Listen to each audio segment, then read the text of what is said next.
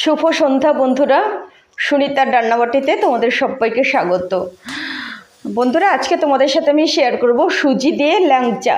তো সুজি দিয়ে এত সুন্দর ল্যাংচা তৈরি হয় সেটা আমি আগে জানতাম না। তো আমি করেছি, আমার খুব ভালো লেগেছে, তো সেটা তোমাদের সাথে শেয়ার করছি।